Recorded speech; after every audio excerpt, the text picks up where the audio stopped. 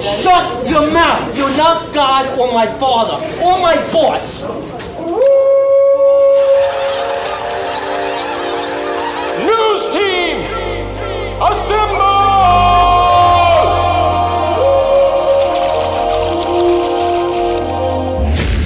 It's back and bigger than ever. It's the unofficial 40 from Soonerscoop.com.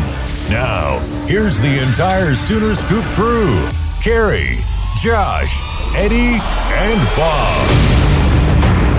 All right, we are back. It is the unofficial 40 podcast right here from Soonerscoop.com podcast, where we welcome in the entire crew after the Sooners finally get the state's top prospect to commit to them after Josh Proctor went to Ohio State, after Dax Hill went to, I still don't know where he went. Michigan, Alabama. I think he signed with Michigan, right? Michigan. Okay, yeah. So anyway, welcome in, fellas, after a big commitment last night as Andrew Raym commits to the Sooners. And he had been a subject of many of our podcasts lately. As it was a real back and forth. And Josh, I think you kind of felt like, I don't know, when was it you felt like the tide kind of turned back in the Sooners' favor? I would say probably about the time we were recording last week. Like the middle of last week, you started to feel like it had changed. And I had talked a few times, and I know Bob and I had discussed it, and it felt like the longer things went on, the better it was for Oklahoma. The farther he got away from that Georgia visit, Michigan, all that. And I think that's what happened here. Oklahoma, with Bill Bedenbaugh and Lincoln Riley, they had a chance to kind of sit down. Obviously, there's not a lot of in-person contact right now, but just to talk with him, talk with his family, and kind of remind them of the things that they value, the things, the relationship that's been there for 3 years now. So I think it was just Oklahoma kind of reminding them, this, you loved us for a long time. We understand you love the Georgia trip, you love the Michigan trip, but can you see yourself there for 4 years and, kind of turning away from Oklahoma? And there was even talk that his family was going to move to Georgia if he'd have gone there. I don't know about Michigan, but Georgia was the rumor I'd heard. So, there was a lot of crazy stuff going around over the last couple of weeks. Carey, it's interesting you start with that question because that's actually one of the questions. I'm interesting. I asked Andrew Raym last night, and what his answer was, I knew once again when I went out this last weekend out on the lake at my grandparents, and just being able to get away from it all. I think he was able to focus, and he knew once and for all, because he's pretty adamant this time there won't be any flip-flopping, no looking at any other schools, that he is locked in with OU for 2020.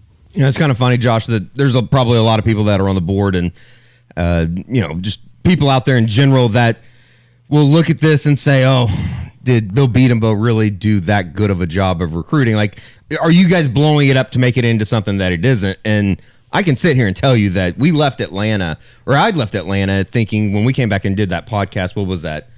Was that 2 weeks ago? Yes. When we came back? Yeah. I would have signed off on the idea that I thought he was going to Georgia or Michigan. I thought almost OU was out of this thing. So, just can you put into words or kind of paint a picture over the last 2 weeks of just how big of a recruiting win this was for Bill Bedenbaugh? Yeah, guys, we're standing on the field with some of our Georgia guys who, our Georgia site's a great site. They do, Jake Royce and those guys do a fantastic job covering recruiting. They really know what's going on inside UGA. And I can tell you, and Eddie, I don't know if you were standing there when Jake and I were having this conversation. I was standing right there. But there was some very real belief that before, I think that was at about 3 o'clock in the afternoon, and there was some very real belief that by the time I boarded my 8 o'clock flight in Atlanta, Andrew Raym was going to be a Georgia commitment. That's how close it felt like it was there and it felt that way. Eddie's not wrong for a week or so. They were like preparing stuff as we were sitting there as far as they thought it was immediate. Going down. Or imminent. Yeah. Yeah, I would bet you money they had some content they deleted last night that they'd already written, and kind of like the stuff that we do sometimes, stuff they had prepared just because there was all the momentum was with them. And even, it was funny because as it went on, I started to hear a little bit of Michigan talk. And I can tell you, I spoke to someone well connected at Broken Arrow who told me probably that weekend after we got back from Atlanta, that if they were going to pick a top 2, they thought it was Georgia and Michigan. They thought Oklahoma was 3rd. And like I said, so I mean, a lot of people are going to say, oh, it's an in-state guy. And, Oklahoma usually does pretty well with the big Tulsa, the big 6A Tulsa schools. But that, the last time they landed a guy from Broken Arrow, I believe, was Brian Zimple in 2003. I mean, that's incredible. So, didn't he drive a Miata?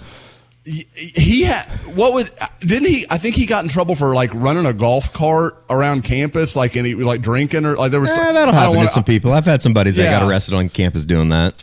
Hey, if Brian and or family is listening, absolutely no judgment for that. That's a legendary way to go out. I think hopefully that's in Bob Stoops' book. The point in time when he had to wake up to bail out Brian Zimple from getting arrested in Dale Hall parking lot. If Tony Cade stories are in there, I don't know. I haven't got that far yet, but the first time Bob thought about retiring, oh God, I'm bailing out a kid with golf cart drunkenness. But no, yeah, this is a big deal. Like Georgia, I mean, this is not a guy that Georgia kind of had a half toe in with. Georgia wanted Andrew Raym badly, and I can tell you, talking to some of the BA staff, I've mentioned it before, both Oklahoma and Georgia had made it very clear to that Broken Arrow staff that Andrew Raym, they see him as a top 5 offensive lineman in the country. I mean, it's not too far removed from the Rose Bowl when those two teams played each other. They've gone head to head quite a bit here over the last 2 years. And I mean, I just looking at their guys versus on the offensive side. On the defensive side, they had Roquan Smith. That was a totally different story. You had a really young Kenneth Murray, and then everybody else was bad. But like that is. If there's another team that, because in the Big 12 you don't always see it, but if there's another team that impresses me when I look at their front, it's Alabama and it's Georgia that really can stand toe-to-toe with Oklahoma the last few years. And it's not only that they can do it, it's how they do it. When you look at the kids that they're recruiting, it's the exact same type of kids that you want in Norman. I mean, there's a strong belief that Georgia is already going to be ready for its backup plan, quote unquote, with Cedric Van Pran. Mm-hmm. I mean, and that's someone who made an official visit to OU for the spring game. That was someone the Sooners have looked at for a long time, and that just seems to be the case that even though they're so far away in terms of the distance, that Sooners dog battle, that is becoming more and more common. Now, let me ask you guys, you get Raym into the fold. What does this do to guys like A.J. Parks, and I assume Doomerville is still a highly coveted guy for them? Well, from what I can gather, the idea right now is for 4 offensive linemen. Now, I find when you look through the years at Oklahoma's offensive line and defensive line recruiting, it's always amazing that come like October, November, suddenly there's room for a new guy. Just because if you can land a quality player, and obviously Bill Bedenbaugh just reeling in one top shelf guy after another, if you can bring those guys in, you're never going to have too many of them. It's not a thing that doesn't exist. And would you rather take an elite offensive lineman, or do you make the decision to, okay, we're going to take a kind of project quarterback so that we can say we have one in the 2020 class? It's an interesting argument. I don't know how that'll play out, but what I've gathered so far is 4 has been the plan. And I think Jonah Monheim, the offensive lineman of Southern California, is clearly the guy OU is zeroed in on. They want him to be that 4th guy. He's been very, open with Oklahoma and conversations I've had with him. He sounds like a guy that's leaning toward Oklahoma. Now, until he makes it, puts it out there publicly and makes it official, you can't really know anything. But I would be surprised if Oklahoma walked away from Aaron Parks and Anton Harrison and Doomerville completely until they knew that 5th spot was just absolutely not going to happen. It's pretty incredible that they can go from basically nothing in the offensive line cupboard for 2020, and then you look up and all of a sudden they have 250 guys. Yeah, all this just in the matter of what? Do you remember 20-something days? The panic that there was when Turner picked Nebraska and other guys. Other guys were picking other places, and it's like, don't worry, Bedenbaugh's got enough targets, and after NFL draft, like, don't worry, this is all going to come together very, very soon. Well, you talk about a turnaround. What was that? It was Bedenbaugh's first year. I want to say that was, 13? Is that right? Yeah. Something like that. that he had to take Deontay Savage late. Jeez. And now he may turn away a top 100 player in the country. Like, that's how much it shifted in his time. Josh, can you speak to I think we've talked about it on the board, but just as far as the ability of Andrew Raym, I know that there's some people out there that, I would respect their opinion that think he's probably one of the best offensive linemen that maybe this state has ever produced, and he still is yet to play his senior year. Yeah, I mean, this is a guy, like I said, and we've got a video breakdown for people that aren't members. Go read it, check it out. I mean, we've Bob and I have put out some good stuff. We'll have a little bit more. Bob's got an interview coming. Oh yeah. Oh, no humble about it. Just brag. But no, when I watch him, I see a guy that is so far ahead of really almost any high school offensive lineman I've seen the last few years. He is, I've mentioned on the podcast 100 times, but his head coach is a longtime NFL offensive lineman. His position coach played in college. He has, he's a 4-year starter at a big time program. They run a lot of not unique stuff, but they run a lot of stuff through him. He'll pull, he'll down block. He'll run counter stuff. Like, he does a lot of different things, and it just makes him so well-rounded. And I think that's why when I talk to, people, around Norman, there is a feeling he could play center. He could play guard. He could play tackle. He could do a lot of different stuff. And I think that's what, we've talked about. That's so perfect for Bill Bedenbaugh, because he just wants to put the best 5 guys out there. He doesn't want to worry about, well, this guy's got to be this, that guy's got to be that. He just wants his 5 best players on the field. And I think Raym is one of those guys that, with buzz continuing to grow about Creed Humphrey, there's a chance Oklahoma's going to be looking for a starting center next year. Yeah. I don't know if Andrew Raym can come in and do that fast, because even as great as Creed is, Creed couldn't do it. I'll advise him to stay. And sit down with the family. Okay. Yeah. Sit down. Father and son were talking on Twitter last night. I'm just owning this. I'm just going to go. It's funny that now that the NFL starts coming around, we're talking about millions of dollars.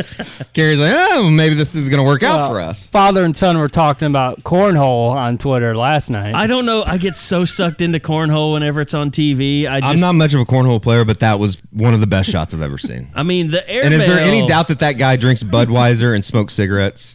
No, that guy. Even the skinny ones, that they do. The internet has been delivering. Heard the little man syndrome at the beginning of the shot. Yeah. Sounded like a clip from possibly from Big 12 Media Day with YouTube stars or something. We need to say that. I'm sorry. Go ahead, Josh. I can't say that I've seen this video, but I'm guessing by the fact the way y'all are talking, do you think he had to relearn his shot while not holding a Budweiser and a cig in his mouth? Yeah, somewhat. Yeah, had to retrain himself. Yeah. Yeah, it's almost like it's probably a little bit like learning to run on one of those spring feet after amputation. Oscar Pistorius type.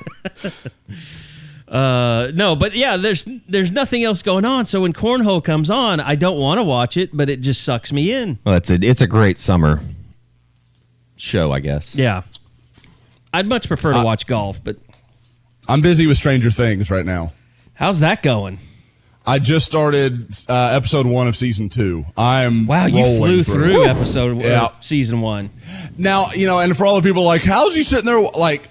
When I'm watching a show, I literally have my real work, Josh. Exactly. I've got my computer in my lap, and I've had to rewind at least 30 times to the first season because I'm like, it's clearly something important just happened here. I gotta go back, and because I've got it on, but I've got my computer and like I'm working on an Andrew Raym story or I'm working on something else. Like there's always something going on, and I would say about half the show it has my actual attention. But you don't do any notes threads anymore. Well, can we just? The board is like. I think Bob actually got scared by the board finally. Like when you were.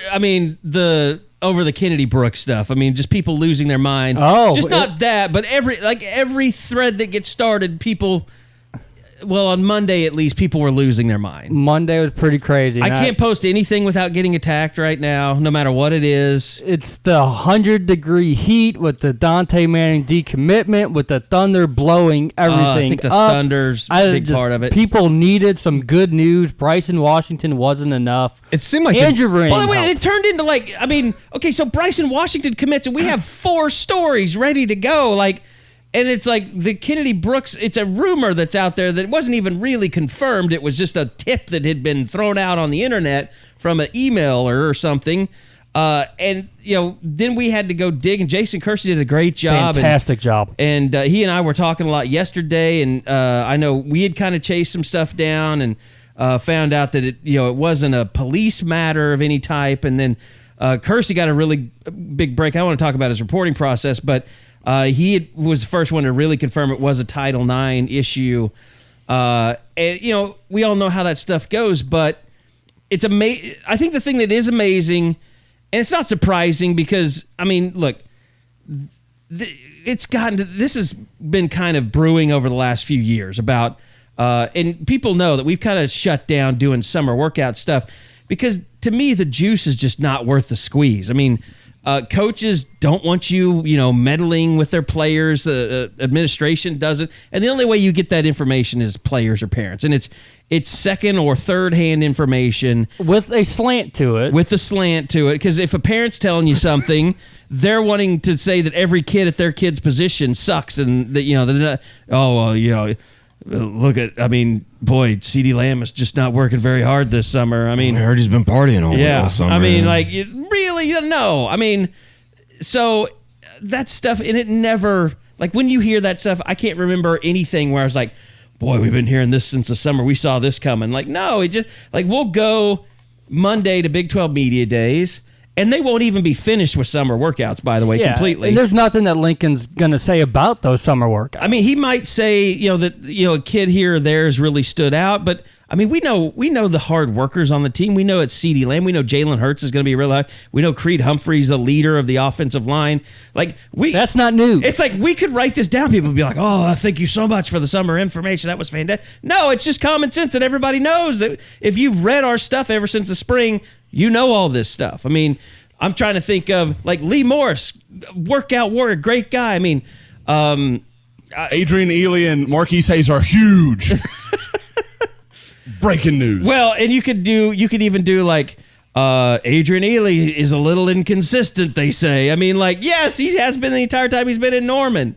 I'm sure that goes inconsistent into at what though? They've been doing drop steps and squats for the last 2 months. But that's the thing. You just take what you know already. Or you could look at Benny Wiley's Instagram and start building your own assumptions. You really could put together, if you were that desperate to put out a summer information notes thread, you could just do it on Benny Wiley. You could pay attention to who was last in every drill and be like, I could tell that, Chance Sylvie is slacking off compared to the rest of his group.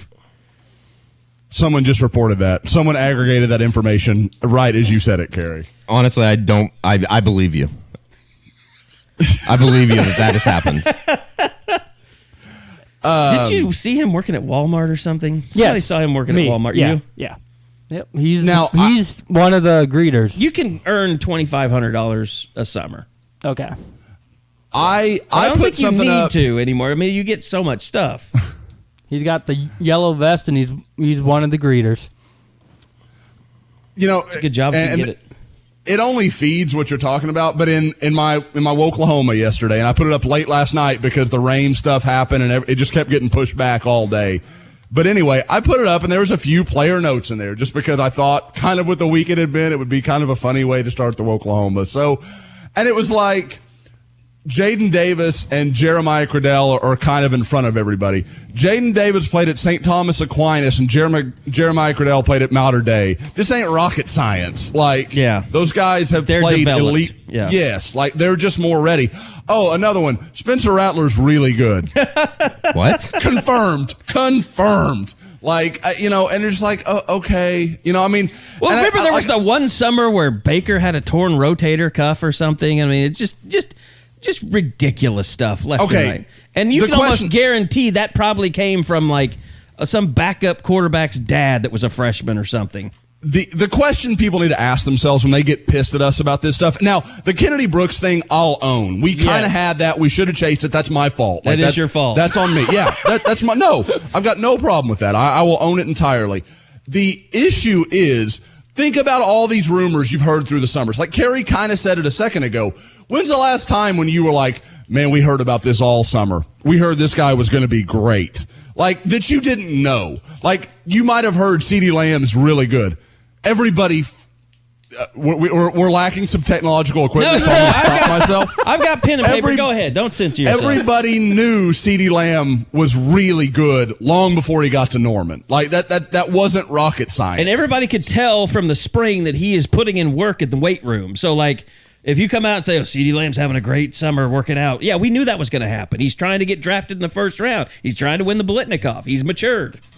You know who could break that news? Literally every person he has a summer class with. Yeah. Wow, he's put on 15 pounds. He looks great. Now, if you want to tell me, who's got baby mamas now and stuff like that, great. You're breaking news. But that's not what we do. We're not here for that. Eddie, did you ever finalize the correct terminology for the Kenneth Murray incident? I mean, was it a kerfuffle or what? Oh my God! What? Was it a scrum? I've been silenced by Jim Gallagher's office, and even though he's not the president anymore, we still have to. They don't want any more of that out because that doesn't happen on any other football program in the country. Nick Saban would never allow that. I think Nick Saban's strength coach actually fights people. Yeah, that guy's nuts. That guy is nuts. You get if you're like the puss of the day, you got to brawl with him. Yeah, basically. Yeah, that's motivation, dude. That dude's certifiable. So, look, Big 12 Media Days, we're literally days away. Monday, we get to talk to, and they did announce the list: Kenneth Murray, Neville Gallimore, Creed Humphrey, Nick Basquin, and who is the other? CeeDee Lamb. So, yeah, we get to talk to all those. And I think, Kenneth Murray's not really big on, I don't know, be interesting. I've never really been able to get Kenneth Murray to talk about other people. I feel that Kenneth Murray says too many times what the coaches want him to say. Yeah, he knows what is expected when... He knows coach speak. That was always the difference between him and Bolton last year. Oh, God, yeah. You went to Murray would tell you what you think the coaches are trying to convey, and then Bolton would tell you what is actually going on in the locker room and what the players are thinking. And it is weird. I mean, I was thinking about this morning. It's just so weird because we've spent so much time and written about it and talked about it so much. Like, Alex Grinch has never coached a game as defensive coordinator at Oklahoma, but it seems like he took over. He seems like he took over instead of Ruffin McNeil at the end of last year because we've been talking about it so much. So, I mean, obviously that's going to be a big topic, and Jalen Hurts not being there, I don't have a problem with it. I mean, you sort of figured it would be good for Oklahoma to have him there, but I understand you haven't named him a starting quarterback. So are we going to do this again? They tell us that that's how it works. Somebody needs to just put their hand up and say, Coach Riley, that's bullshit. I don't believe that. Just think about it. The Heisman Trophy winner wasn't at Media Day last year. Yeah. So, this is how it's going to be. Well, and not only that, but Trevor Knight went instead of Baker Mayfield in 2015. Well, it's insane to me. It's funny. It's just how it goes. You just have to, just one of those things you're just like, yeah, it's stupid, but that's tradition. That's the way it goes. That's what they're going to do. It's not changing. So, Eddie, you'll be able to skip out because Oklahoma goes Monday. Yeah. I was hoping you would go, rogue bagel guy on Sam Ehlinger. Or Ehlinger. Until you said something, I didn't even realize that Texas was going on the second day. I might stay down there. Hang out with Sam. He is a Horns Up for Peace board member. So he's on the board? Board of trustees? Yeah, he's on the board of trustees, so he's a committee member. So it's not going to be like the bagel guy. Shut your mouth. You're not God or my father or my boss. God, I love that guy. He's 5 feet tall. I mean, I can definitely see. Do you know what I like, love about that video the most? That guy has gotten it his entire life. Is he's so short, the other men, you can't see their necks even. Because everybody's like panned down and focused on him. Yes, it's so panned down to the he literally is Steve Rogers before he became Captain America. That guy he's had such a tough life because he's gotten it from every angle. I guarantee you. Like, he takes it every day. Well, I think the suicide's going to come before the sex, but we shall see. He just needs to, start pay somebody. Whoring. Just pay for it. Just pay for it. Yep. He's in New York City. You could just walk down the road, get a homeless person. I was going to say take a load off, but that seemed too obvious. So he needs a full load off of himself. That is one man that is tired of Pornhub. Oh my gosh, it's his computer doesn't even work anymore. He has to go down to the New York City Library. Insert the Randy Marsh meme. Yeah, exactly. So anyway, yeah, but you're not really going to stay around for Ehlinger, are you? No, probably not. I got to come back. But he's got to take me home, or I'm going to be in the bigger doghouse. That's the other thing. Congratulations, Bob. It's the first time we've had you on since the baby was born. It's the first time you've got to leave the house in 2 weeks, I'm sure. It's the second. Except to take pictures yesterday. Well, I had to make a trip to Target. I had to be the mom going doing all the shopping. But yeah, this is the second time I've left without the baby. Do you feel pressure? Bob, you've been gone for 3 hours. I've just been driving around Norman. I needed freedom.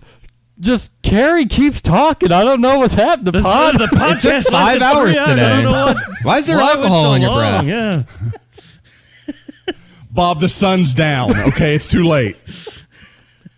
I was telling the guy when I came in, her 6 a.m. feeding ended at 8:45. So it has not been a nice start to the day. Are you going to get one of those boobs for men? So you can feed the baby? What do they call that? Manneries? Sounds like an orange feeding. Josh, you know what I'm talking about? Yes, I know what you're talking about.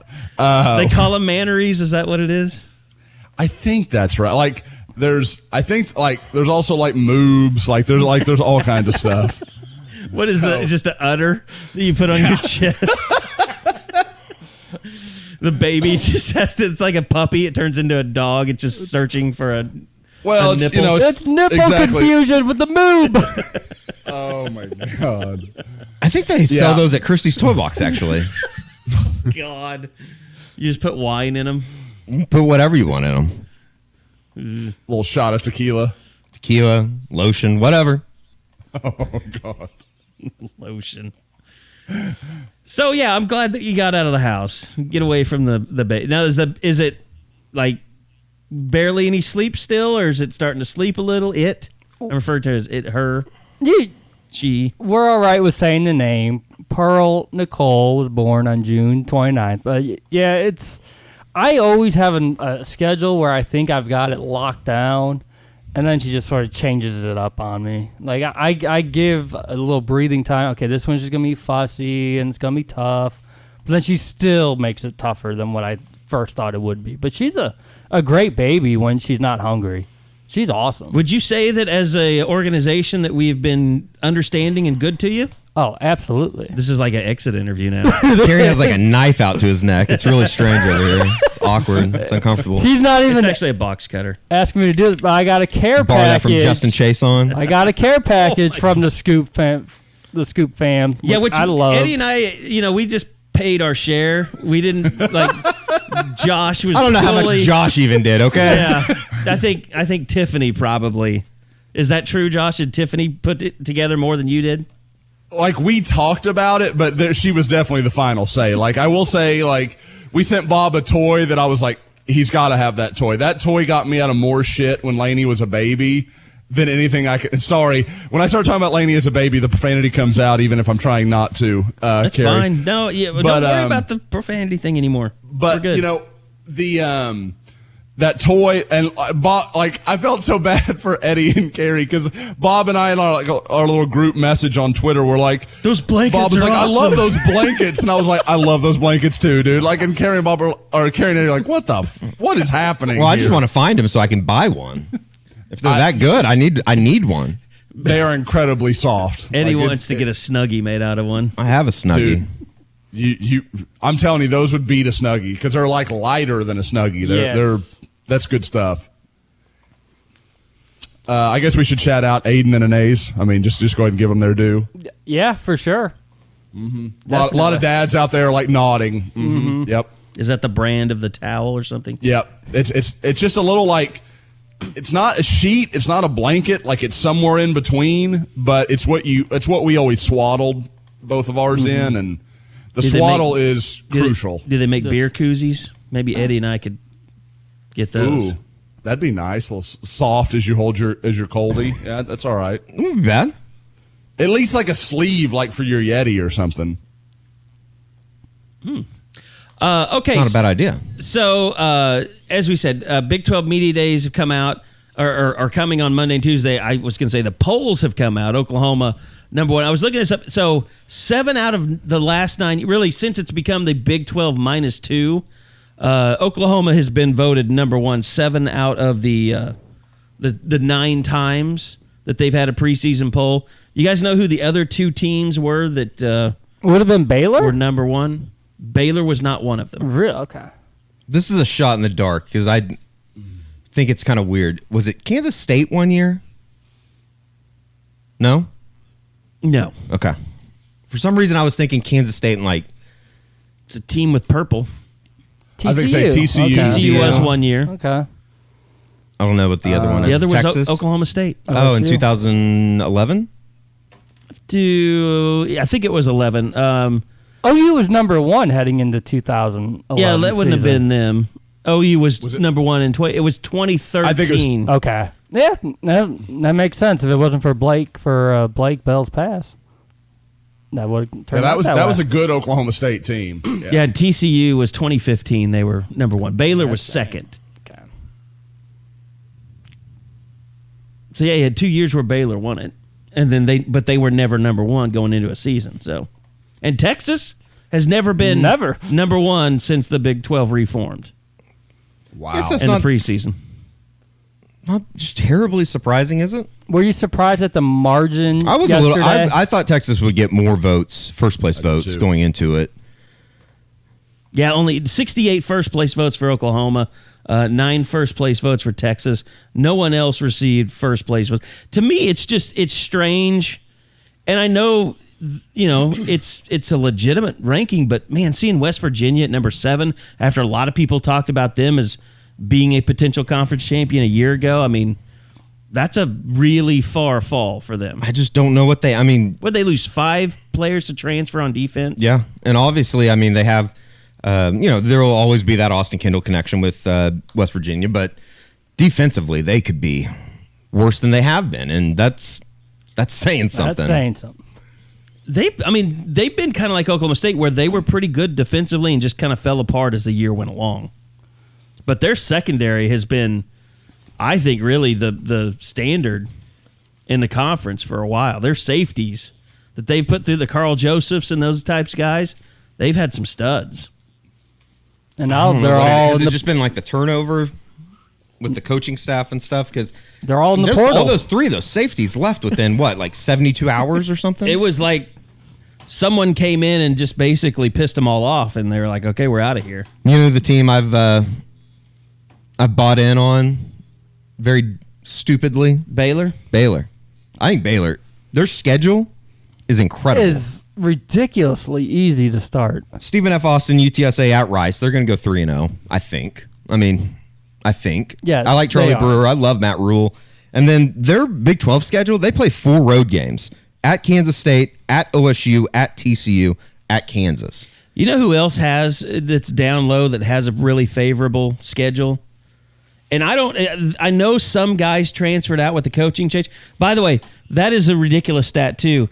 Kansas, Kansas State, West Virginia, Texas Tech, 7 through 10, all with coaching changes. There's a lot of new faces around, isn't there? But the team that intrigues me, I think, is Kansas State. But like I said, I haven't paid enough attention to what their losses are. I know they lost the Isaiah Zuber kid that was a great kick returner and punt returner, transferred to Mississippi State. Obviously, Delton left for the Frogs. Delton left for TCU. Who's their quarterback? That exactly. Yeah. I mean, they can't do any worse finding a quarterback than Snyder was doing toward the end. No. I think that Chris Kleinman is a very good hire. It's a very safe hire, but I just don't know if he'll ever be a guy that you look up and Kansas State's competing for a Big 12 championship. I think 4th, 5th place, and that's basically what Kansas State has been, hasn't it? Outside of, the years that Bill Snyder wasn't holding that program under hostage. Yeah, I think I agree with you, Eddie. Like if he was a guy that they were consistently running out 7-5, 8-4, I could believe that completely. Like, and maybe every once a decade, maybe they've got a team that's senior heavy and got a good quarterback. Maybe they could make a run. But I agree. I don't know that he's the guy to like inspire to go farther kind of thing. But I mean, I'll be real surprised if a guy like him doesn't have solid success at Kansas State. Yeah, I think he'll be good, but never, I don't think will you look at it and say, boy, I think Kansas State is, I think what they're going to be is a perfect college basketball team in that every 4 years when that group of seniors gets enough experience under their belt, they'll go compete, and then they'll have to restart it all over again. Yeah, they haven't been relevant since Colin Klein and Lockett. Feels 2012, 20. Sure. Yeah. I have a team. They came into Norman. Now, I have a team that I think could be the big disappointment too. That's highly thought of. I got it. Is it Iowa State? Is that who you got? Yep. That's who I was betting on. See, I thought like going into this, I was going to be the guy that I was going to be the only person out there that was saying they're completely overrated, and it's about what you're about to say. Is I feel like when you lose Hakeem Butler and David Montgomery off of an offense, and then you turn it around, and Brock Purdy was awful at the end of the year. He was. But I love his potential. I mean, sure. But, I mean, you look at, they almost, I was looking at their schedule this morning. They only beat Drake in that replacement game they played because of the hurricane. They only beat them 27-24, and then they lost their bowl game to Washington State, which is a really good team. And they played. And that was a great game. That was a great game, yeah. But, they got beaten pretty bad by Texas in a game that mattered late in the year. They had that game where they scored 48 against Oklahoma State, but they gave up 42. And not to mention how they play against Iowa every year. And if Oklahoma doesn't suck on defense anymore, that's probably not a game they're going to win. Well, as long as Zeb Nolan doesn't come in and throw for 360 against OU, they'll be fine. Holy shit. Didn't he leave, though? Yeah, he transferred. Yeah. I don't even think he transferred to somewhere that was like notable. I think it was like a directional state. Like a Murray State or something. But yeah, you look at their games. Oh, ironically, he transferred to North Dakota State. Oh, that's right. Yeah. But they have to come to Norman this year. They have to go to Baylor. They get TCU at home. They have Oklahoma State at home, Texas at home. It's made up, but I could just see them. I like their defense. I love Matt Campbell.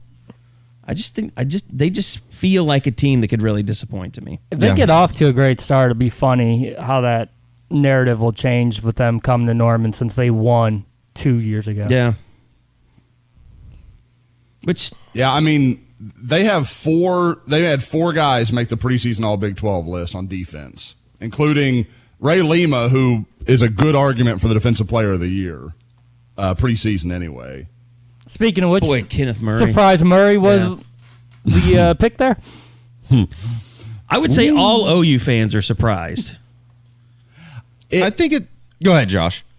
I did a pod with Ketch yesterday. Dun dun dun. We can get into He's that in a alive. second. Yes, he lives. And we did discuss Eddie a little bit. Interesting. He's gonna really like my artwork that I just posted on the message board. Oh God. So all four of you, all three of you, all four of us are included in the picture as well. Oh, wonderful. Good. I'm about to tweet it. we're talking about Oklahoma's front seven, and he's like, I feel like Oklahoma probably has the best front seven in the Big 12. I'm like, wow, that's saying a lot. And he goes, Kenneth Murray, he's automatic, blah, blah. And I'm like, when I talk to anybody that doesn't watch every snap of OU football, they're like, Kenneth Murray's a man. That dude's just beast. And then people like fans, beat guys, people like us that watch every single play are so down on the guy. Like, I gotta feel like the truth's somewhere in the middle. Like, because there's no way he's as bad as we think he is at times. And there's no way that my eyes are lying to me that he's a future first round pick this fall or next spring. We have to take a break. What is this? What just happened? Have you seen the artwork, Josh? Oh, God. I'm very scared. He just turned Ketchum in to The Stay Puft Marshmallow Man. It's the Ghostbusters. Oh, my Why am I Ernie Hudson? Because I can't find I couldn't find a picture with your face not half cut off. You do like the side eye picture a little bit, Carey. Not bad, huh? Oh, no. I mean, if you can't laugh at that, you don't have a sense of humor. The olds are going to come after you. They've been coming after Nothing. Eddie all week. Nothing new. You know what I got on my side, though? Time. Wait Why him would out. they come after Eddie? I'm just...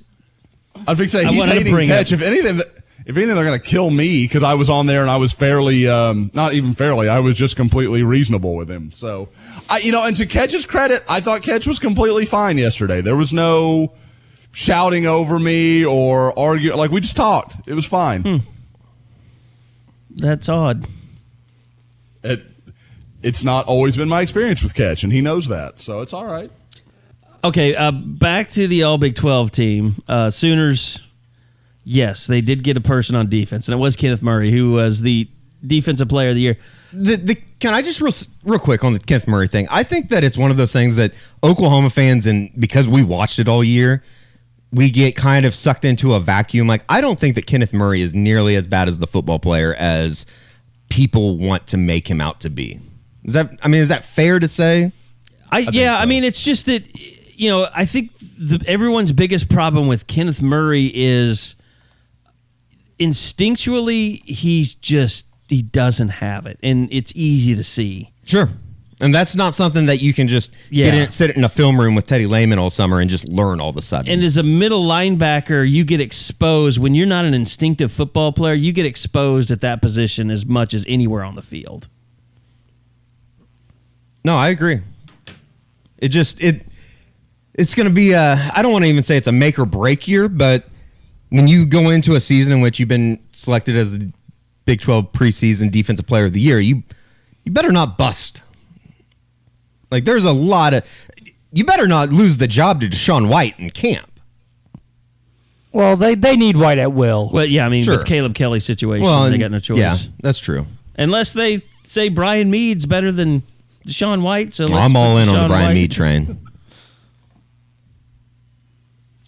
Look, the linebacker position, and I'm going to be interested to see, and that'll be something interesting to talk to Lincoln about on Monday. Like, how is the timetable moved up on Caleb Kelly's return?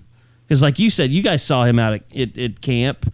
He's not wearing a knee brace even. He seems to be getting around really well. It's really funny is that like a top 5 question to Lincoln Riley on Mondays, just as far as a status check with Caleb Kelly? Because we did see him out at camp, and he certainly wasn't moving around like a guy that was going through a ACL rehabilitation. And I think that when he got hurt, that was the first thing that a lot of people thought was, oh, it's an ACL thing. Well, and that was something that Lincoln mentioned. We had a meeting with him.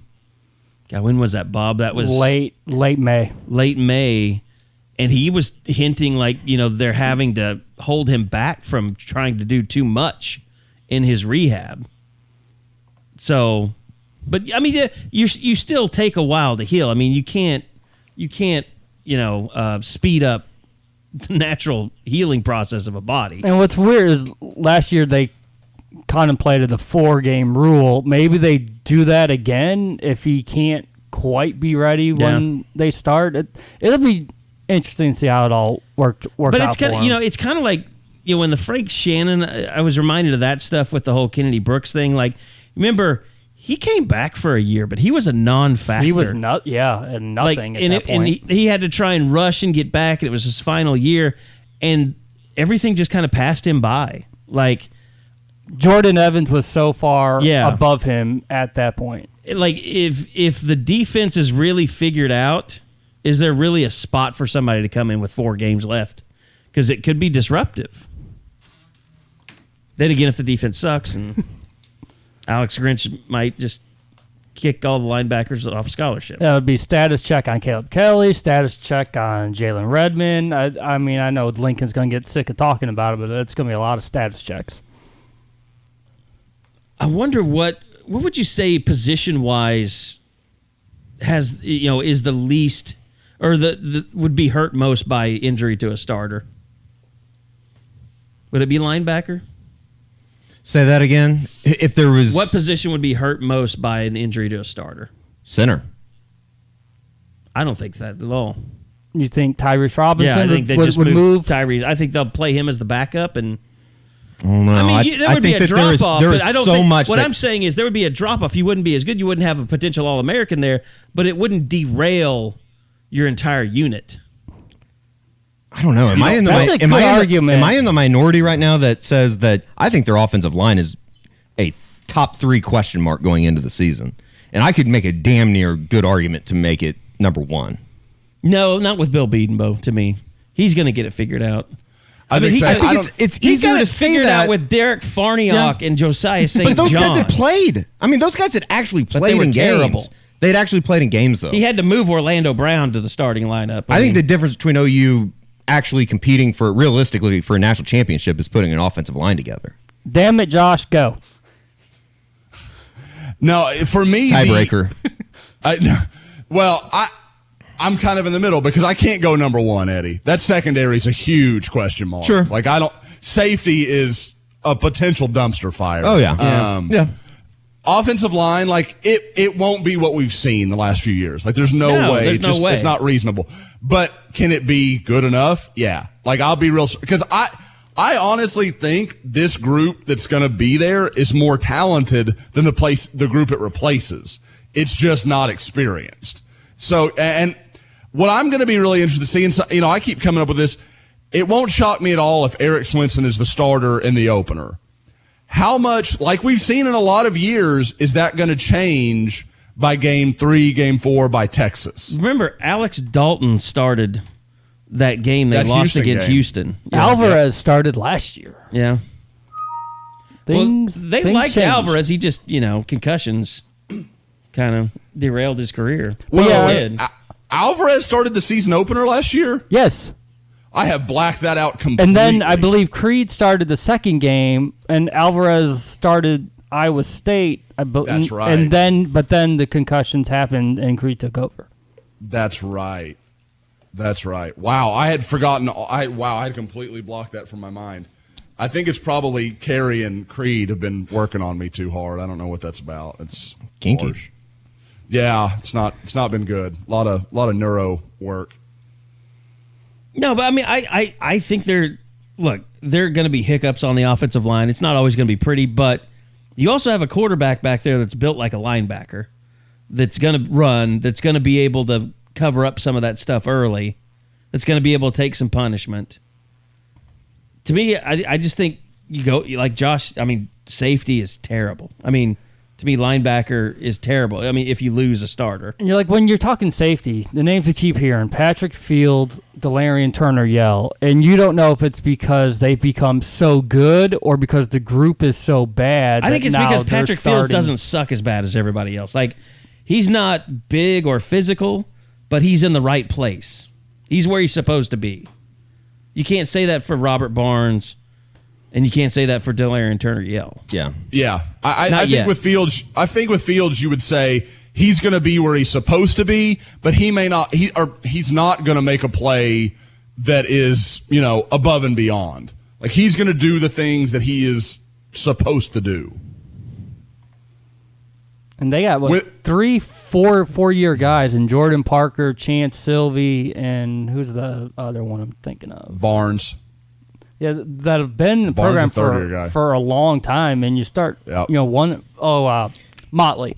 It's like, when are those guys really going to take leadership here? I think Alex Grinch's feelings about his secondary, I don't think he's BSing either. I mean, I think there's a little bit of a say something, maybe you get a little bit more out of him, a little bit of a motivation factor, but I don't think it's much of I don't think he's blowing smoke at all. Well, because who in that secondary would you say has a legitimate NFL future? Trey Brown's the only guy that I would be like, maybe. Yeah. Because he'll go and run a 4.3 and somebody will get excited.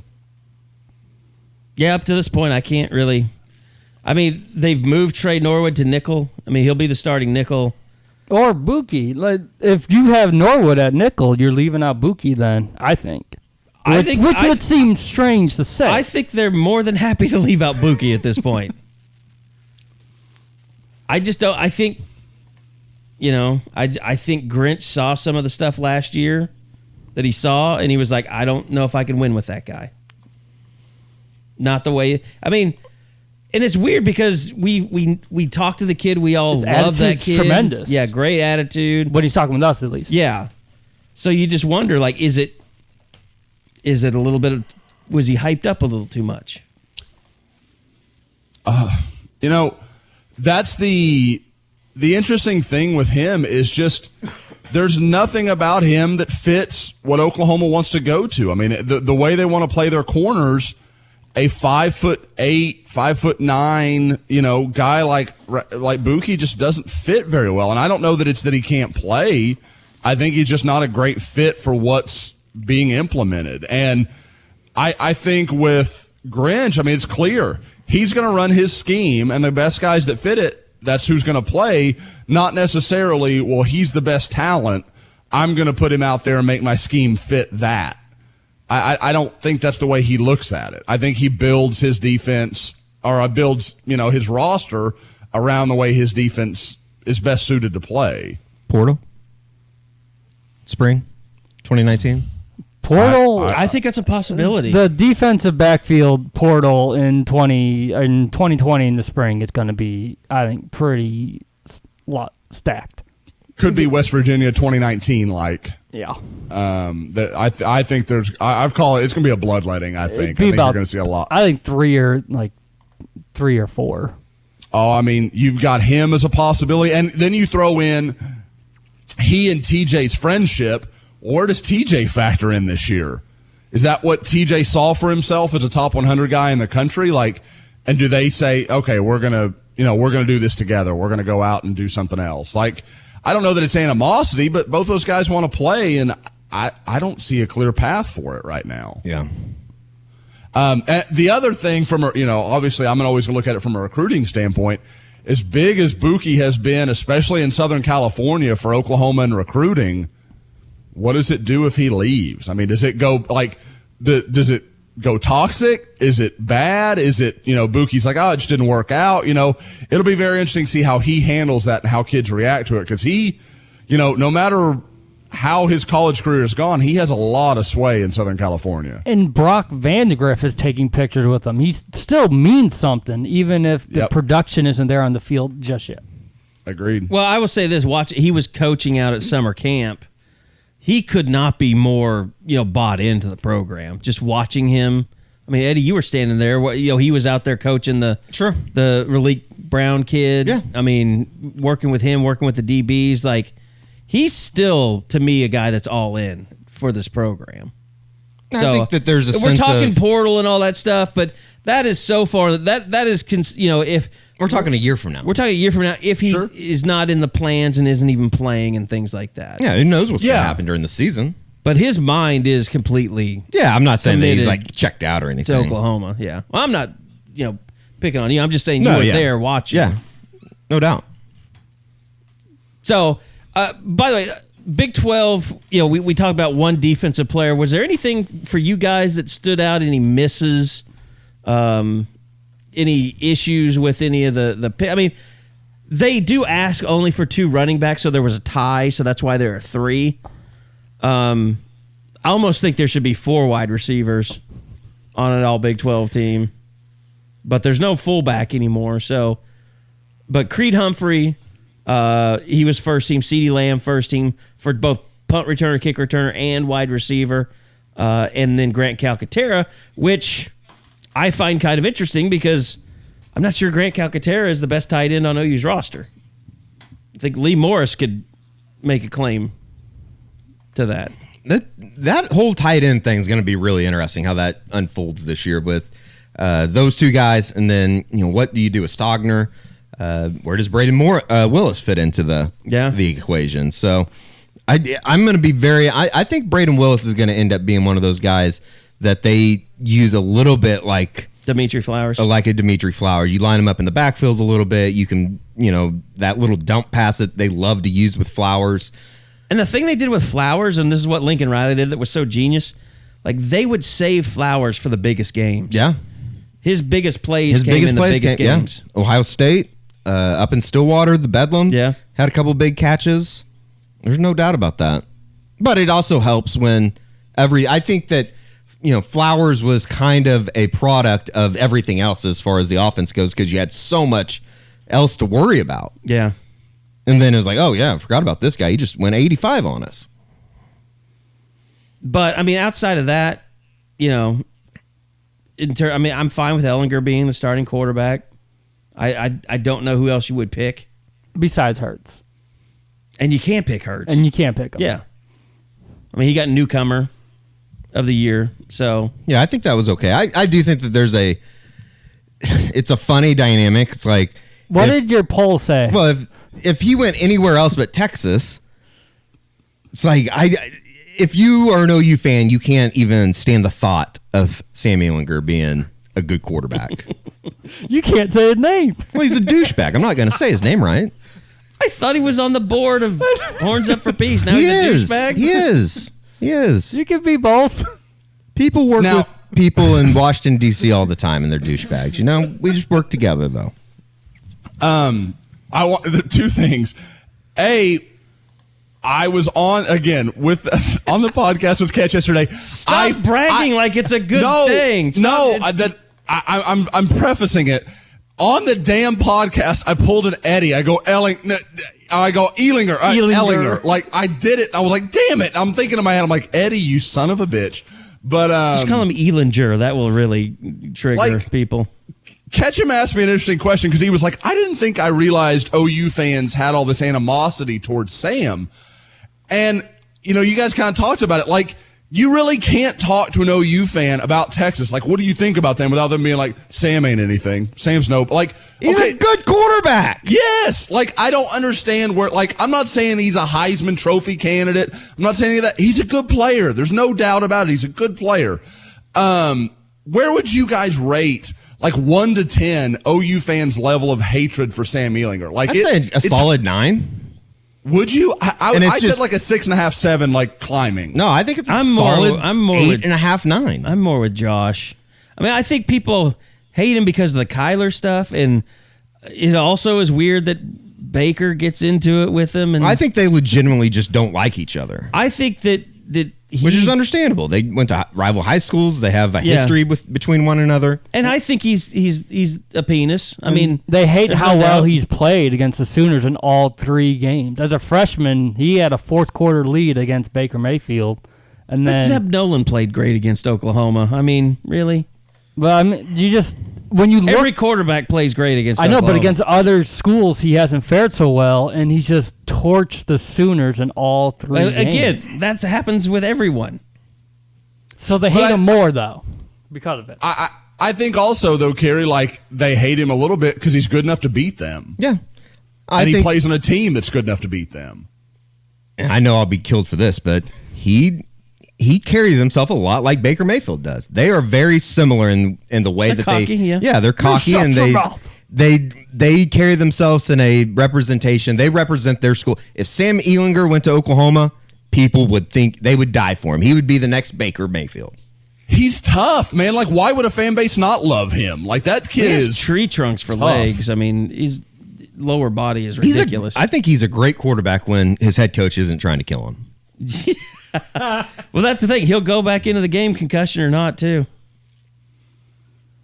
Look, I'm fine. Don't try and tell me that Sam Ehlinger is, on par with Baker Mayfield or Kyler Murray. He's just I don't think he's going to be a number one pick. I don't think he's now. If Texas runs off a 12-1 or something, he's going to be in New York City. That's just the way it is. That's the way that the Heisman Trophy is the most overrated. I mean, we've talked about that before. Yeah. It's a BS trophy nowadays. If you play at a blue blood, you put up a really good record, you're going to New York City. And it's benefited OU quite well. Oh, absolutely. Last 2 years. But now I will say there's plenty, like, we can go to like Danny Werfel in some of those years where you're like, it was just token to whoever the best team was. Is there any argument that Baker Mayfield and Kyler Murray weren't the two best players in college football the last 2 years? No, I don't think so. I mean, like, I get what you're saying, and I agree with it, Eddie. The last two, I don't have a big problem with. It turned out in the voting that Kyler did really well against Tua. So, I mean, him getting hurt really hurt him, but it was almost a landslide enough in some areas you thought Kyler might have won this regardless if Tua had stayed healthy. It's amazing what Jalen Hurts did to help Kyler, and now how that's come full circle. Yeah. Okay, so Big 12 coming up. Summer workouts aren't over yet. It's still going on. But the big commitment from Raym. Have we even talked about Bryson Washington? I don't think so, because you guys went last Wednesday, right? And we did. And he went Thursday. But, I mean, Josh, that was, you talk about the safety position and rebuilding that thing. I got to think if you start out in recruiting and you say, this is one of the guys we have to have, he's near the top of that list. Yeah, I mean, you look through the years, like, and, we talked a little earlier about Delarian Turner-Yell. Like, I like him a lot. I think he can be a good player. He was never option A for Oklahoma. Like, he was down the list. He was a solid option B that had a chance to be a good player. Bryson Washington is A. I mean, A of A. And it's been a while since Oklahoma. Really, I guess you could say Robert Barnes is the last one that was a first take. This is the guy we want. We went and got him early. And unlike Robert Barnes, had everything going against him. This is a Houston area guy. Everybody thought he was going to Texas. Works with a trainer that's always been very pro-Texas. There was nothing to back up that OU really had a chance there. And I mean, Bob, you can back me up on this, but it wasn't until very late in the spring that I even entertained the idea. It was a token visit for the spring game. There's no doubt in my mind. Yeah, I didn't feel like that was a real thing, and I think Alex Grinch just did an outstanding job. And, I didn't realize, we're talking to Bryson kind of after the fact, that he and Grinch had a really strong relationship even when Grinch was at Ohio State, and that just kind of carried on. I'm surprised it was enough to change things, but Grinch, I mean, he's really sold that kid on, you can be one of the founding pieces of changing this defense. You can be the kind of guy that will change the stories about us. And if our defense can get to the level you can take us, we're going to win national championships. That's what they've sold him on. And, I really thought Bryson would come out and be like, well, I'm still, doing this and doing that. He's been very gung-ho about OU so far. So, I mean, we'll see how that goes, 2-3 months away from his commitment. But so far, he sounds like a guy that is in with OU right now. Yeah, you can see social media. He went nuts about Raym. He's being that cheerleader guy. And that was actually going to be my question for you, Josh, because that has been the issue, is whether or not he's going to stick or whether or not this is commitment for now and he'll actually sign with Texas. Just in his tone of voice, I mean, it's so hard to judge. But did you really feel like this one's a little bit more locked down than what we first thought? Yeah, I do. It's better for Oklahoma than I thought it was. Now, am I ruling out that we won't hear rumors that he visited Texas for so-and-so game or maybe goes to OU Texas as Texas's guest? No, I think that's all really possible. I think this is a fight that Grinch and the staff are going to fight till the very end. But like I always say, when people get mad about these guys committing and then, they keep looking around, at one point, he felt good enough about you to decide I'm going with you and not the other guys. He could have committed to Texas and he didn't want to do it. I don't know. I mean, Texas has used their official visit. He came back like 2 weeks later, and then that second visit was about 2 weeks before he announced. He hasn't been to Oklahoma but once, and did it 2 months ago. So 3 months ago. 3 months. Yeah. So yeah. So I mean, I don't know what Texas is going to do that's really going to change things, other than if Oklahoma goes out there and defensively just looks lost. I mean, if it looks as bad or worse than it's been, okay, you don't know how a kid's going to react to that. But if they show some signs of life, I don't really know what Texas can do that changes the story and changes where he stands. Okay. Dontae Manning decommits. Where is OU there? I mean, obviously Andrew Raym's a guy that was decommitted. They got him back. Same story with CeeDee Lamb back in the day. Theo Weiss, same story. Is this another one you could see playing out like that, Josh? Or do you feel like right now that this is, even though he says OU still involved, that this is something that could slip away from them? Other than Lamb, and Bob may feel a little differently, but other than Lamb, all those guys I still thought when they decommitted, like, Oklahoma is going to be really tough to beat there. Like, Theo loved OU, Raym's an in-state guy. I mean, there was a lot there.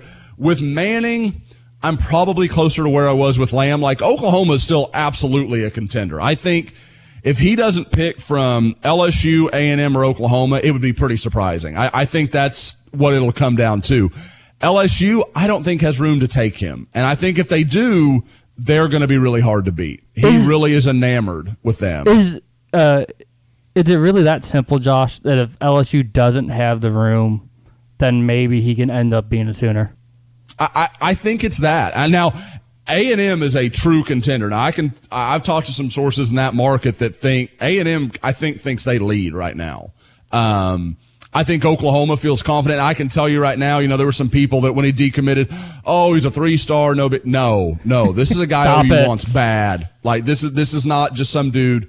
There are some people on that staff that I have gathered feel he is right up there with the top 5, top 10 corners in the country. They really like Dontae Manning. So this is a guy that OU will fight for until there's just no reason to do so. So, I think it'll probably come down to OU and A&M. It's been a while since we've had a really good OU A&M fight. But that's kind of what it looks like to me. And I mean, right now it's a coin flip. Like, I could really see that going either way. I know he loved his A&M visit. But he'll be back to Oklahoma at some point. I know he's supposed to go down to A&M, I think, later this month, maybe for their barbecue. So we'll see what happens. But like I said, I think OU is right there with anybody.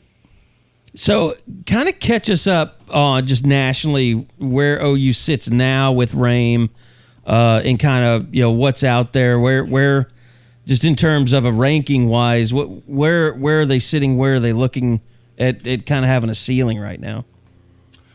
Well, and I've felt this way for a while, because there wasn't, to get into that top 5, top 6, you've got to have some 5 stars. And I just didn't see coming into this class a lot of very realistic options to be a 5-star in this class. Like 2021, you've already got Brock Vandagriff. You feel like, okay, there's some other guys out there that maybe Oklahoma could make a move on.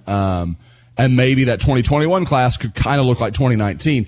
This class to me has always felt like somewhere between 7 and 9, maybe 10th. I think it'll be a top 10 class when it's all said and done. They're currently number 14 in the Rivals rankings after Raym's commitment, unless something has changed in the last couple hours. Which got to change Raym's ranking. That's what's got to go down. There's a couple of guys, but it ended up being where they would have been. I think I looked at the numbers last night. I think they would have jumped at least 1 spot and maybe 2 if they were still had Dontae Manning as part of the class. And again, you talk about a guy that if he makes a move, you start moving around a little bit. But like I said, I think Oklahoma, we're looking at, probably one more offensive lineman for OU. Jalen Conyers, the tight end. I keep hearing that's an any day thing now. I don't know if he's set a final time. He's kind of a quiet kid. I'm going to have to find a way out to West Texas and do all that and get the video and interviews and all that good stuff. So that should be a fun trip. But go through all that. And other than that, at wide receiver is really, there's Gary Bryant from L.A., Marvin Mims from the Dallas area. I think it's kind of first come, first serve between those two. So we'll see there. And then defensively, there's a lot still to happen. I think I've started gathering some names for the barbecue. We'll have some of those names in the scoop tomorrow. I guess on Friday for people that are listening on Friday. That'll be a pretty good defensive line group that'll be there. There'll be a lot of offers from what I'm hearing. Should be a good crew. Linebacker, I think, is just about done. I think if they can find the right rush linebacker, they might go that direction and let Brendan Walker just be a pure inside guy, where I think right now it's kind of in flux. They'll kind of see how things play out. And then at DB, I mean, they're going to chase Dontae Manning, Joshua Eaton at corner. I think it's pretty clear now Devon Graham is a corner for them. I think that's where they're looking at him. And then at safety, I think they'd like at least one more guy, and they're trying to figure out who that's going to be, because I don't see there's not a target out there that jumps out to me as like, okay, that's definitely the guy. Josh, can you get like a top 5 class without a quarterback? This seems so strange that it almost seems like we're going to go through an entire cycle and the Sooners are not going to take a high school quarterback.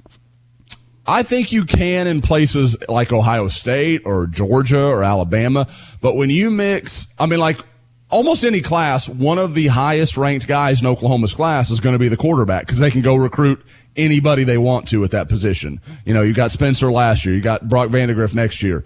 And I can tell you that, if Brock hadn't committed, another big time guy from the East Coast, a guy named Caleb Williams, was really high on Oklahoma. I have even heard some stuff after the fact that, he was considering a decision after his visit. So, I mean, there's just so much push for Oklahoma at quarterback that's always going to be a guy that gets them a lot of points in the rankings. So it's hard to imagine, but sure, and the thing that people also forget is it's not a great year in state. I mean, Andrew Raym is underrated, but he's one guy that's going to yield you a lot of points. In a year when Oklahoma's going to finish top 5 in the country, generally it's going to be a year where there's 4 or 5. It's like the Trey Brown year. Trey Brown, Justin Broyles. You start running that list of in-state guys that were going to deliver you some points. If Oklahoma has to go and land Rivals 250 guys all over the country and gets one from in-state, man, it's tough to finish top 5 living like that. Okay, and last thing, I think, before we get out of here, Bob, give us Mr. Eyeball Emoji. Give us the eyeball emoji report. I seriously think we are down to 1. There's still some discussion about what was the big one and who was the spring game. I gave my thoughts on that last Friday, where I thought Bryson Washington was the spring game, and that's why "oh wow" was used the second time, because Lincoln doesn't double emoji. Mm-hmm. I know people, so many people probably don't care about this, but he doesn't double emoji anybody. We saw that with Marcus Stripling last year. He just doesn't do it. So if it wasn't Washington in the spring game, why didn't Washington get an emoji in the first place? That's why I say those are connected in some way. So to my tally, we're just down to 1. With the Major Burns being the lone Lincoln Riley ever. The lone one. No. Well, that absolutely went against OU. Yeah. Yes. I mean, he had another one that didn't land, but it was OU's choice. Right. Oh, okay. Yeah, that's right. Yep. All right. Anything else you guys wanted to hit on before we get out of here? I don't think so. Trying to think. No. Got big plans for Sunday night in Dallas? No. I get to sleep. You're just going to go to the room and sleep, huh? Sleeping. I recommend that when you're rooming with Eddie, because he'll probably go to Texas Live and come back and snore. Carey, how much thought have you already put into where you guys are going to eat? I know you go to Dallas and you get excited about some place. I just went last weekend, so I don't really have. I went to El Fenix, and I went to. Oh God. I went to Shake Shack, so I'm good for a while. I mean, if you guys want to go to Shake Shack, I'm always down. I'm very boring. I usually end up at Champs. I really like Champs. Right by our hotel. Uh-huh. I don't wander. You got a bomb now. Carey, I really tried to take a picture a couple of weeks ago when I was going through Dallas on my way to Oklahoma. We had stopped by a Starbucks that was right next to an El Fenix. And as I'm driving by on the way to the Starbucks, there are a bunch of guys with loading stuff into the back door of El Fenix, and they're taking it from their trunks, Carey. This didn't seem hygienic or good, and I tried to get a what picture. You're saying, and I've refused to. But I think we need to find a new obsession, Carey. We got to let it go. I was just showing the guys. My parents are obsessed. There are these people in Dallas. I think it's South Austin Gallery. But they take a lot of like really cool pictures, kind of artistic of different things around Dallas. Like they did a whole Frisco series of like all the old school Frisco things. And my parents gave me one of El Fenix. Is that a coaster? It's a coaster. Yeah. Coaster. They have one of. I use it proudly. They have one of the time that the entire city of Dallas let the country down when they let a president get killed in that city. Parkland? Should. Or you mean just the in general depository? Would have never happened in Oklahoma City. Well, we got bombed. I mean, tragedy happens everywhere, Eddie. Here's my thing, Josh. I don't know. Do I need to mark something there? I'll just for reference. Sneaking one in on me, probably. Josh, here's my thing. Just let me have El Fenix. Why does it have to be an affront to your personal tastes? Yes, I made you go there one time. I won't ever make that mistake again. I told my parents. I took my mom down to Love Field last night. Uh-huh. She was going out of town or whatever. And Oh yeah, you Dallas. had to drive down. So we had to drive down there, and we've passed in El Fenix. And I said, "Oh, Carey loves that place." And my mom said, "Oh, what's it like?" And I said, "It's kind of like a trashier El Chico." That was my. That's not true. That was my. That was my description. The upscale El Chico. Okay. I don't know about that. They actually own El Chico, the El Fenix people. Do they? Yeah. Fraternity brother, his grandfather is El Chico. Really? Yeah. So okay, he got bought by El Fenix. I did not know that. Carey, you've already put it in terms. Okay, what do you love about Shake Shack? Like, what's your go-to? I mean, just get the burger. Yeah. What do you not love about Shake Shack? Okay. I don't like their shakes. I don't think their shakes are really that great. I can say I've never eaten at Shake Shack. It's good. Never. It's worth it. But okay, so you could have Shake Shack, or you could have McDonald's. What burger are you going to go have? Shake Shack. Then why would you go to El Fenix when you know there's so many better places to have Mexican in Javier's Texas? in Dallas? I mean, I like El Fenix, okay? I think it's nostalgic. It is. It's nostalgic. I've been going there forever. It's fair. For 20 years. They have one at WinStar, too, and I'll drive my ass to WinStar if I have to, if I get really jonesy. They have an El Fenix at Oh, it's WinStar? really good, too, yeah. I did not know that. I bet that's a pretty clean El Fenix. Oh, it's really nice. Yeah. That would be one. I just love their chips and salsa. I mean, and they were the only ones that had. This is why I love El Fenix. I love their chips and salsa, and they had the sour cream enchiladas with beef filling. And you have beef filling with the sour cream sauce on the outside. It's a magical combo to my taste buds. Okay. That's what I get every time. And I get it. If you just go get a beef enchilada with chili con carne on it, it's not anything special. Their beans and rice aren't any better than anybody else. I mean, Tarahumara is just as good. I mean, it's a lot better for just standard. Hell, Ted's. I'd rather have a quesadilla from Ted's, to be honest with you. Chewy's is fine. You don't really Jones for El Fenix. You love Jones for Chewy's. that one order. You love Chewy's, and Chewy's is a little like I don't think Chewy's is as good as like Mi Cocina. I like Chewy's taco. That's really that's my. And you love my their jalapeno ranch. Oh, I could do. Yeah, that's a that. A must. Yeah, that stuff's crazy good. Ugh. You don't like it? No, I like it. Just thinking about drinking. Yeah, drinking. Josh right? would That's a lot. drink it. That is a lot. The heartburn would be real. Yeah, it would be. Then you die. Is that how that goes? Heartburn, death. Yes, basically. That's the way I feel like it does sometimes. Yeah, I think Tiffany would agree with you a lot of the time. All right. Well, I get attacked on the message board, and I get attacked for my Mexican food choices. So I'm just been attacked all week. I need a weekend. I'm getting hammered this weekend and staying off of Twitter. I bet you don't. Yeah, that's. I bet one of those happens. That'll lead to Twitter fights. It depends on how many records I'm listening to, I guess. Carey and whiskey equals Twitter. Like, they just go together. Check out this awesome album I'm listening to right now that you'll never listen to, probably. Carey and whiskey make me crazy. Sounds like a country song. Like some B-side of Big Head Todd and the Monsters. I'm sure, Josh is a whiskey snob, too, so I'm sure he's offended by my choice of whiskey. What do you drink? Jameson. That's fine. I don't think you can be like whiskey snob if you're drinking Jameson. It's not cheap. Jameson's fine. Yeah, Jameson's fine. I've got some really nice stuff. Have you tried the Conor McGregor?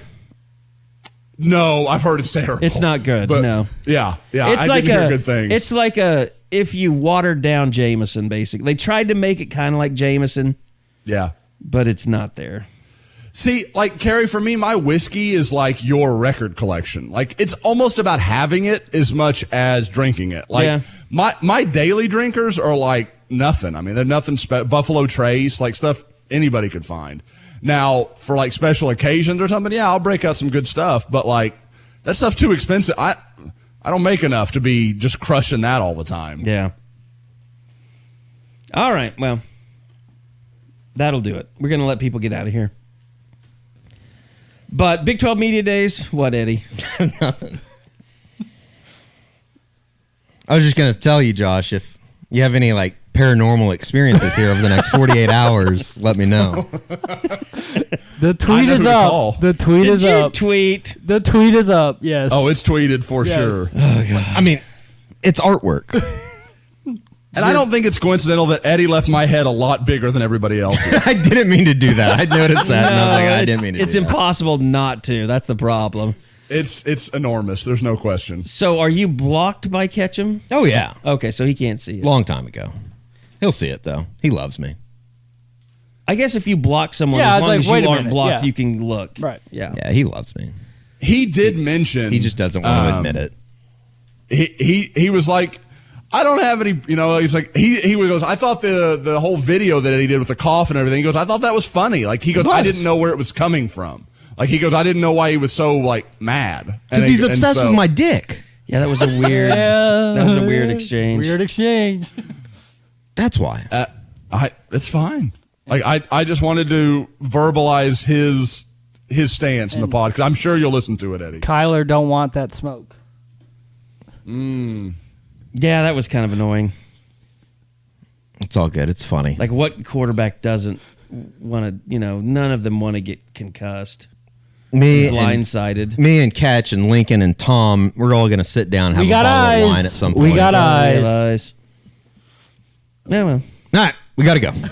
We're out of here. All right, thanks a lot, guys. Thanks to Josh. Thanks to Eddie. Thanks to Bob. We'll be back again next week after Big 12 Media Days for... I'm sure a interview-filled Unofficial 40 podcast. But until then, thanks for listening. Go check us out, Soonerscoop.com. Go sign up because a lot of great content getting ready to happen with the start of Media Days and Fall Camp. So this has been the Unofficial 40 from the Soonerscoop.com podcast crew. We'll see you guys next time.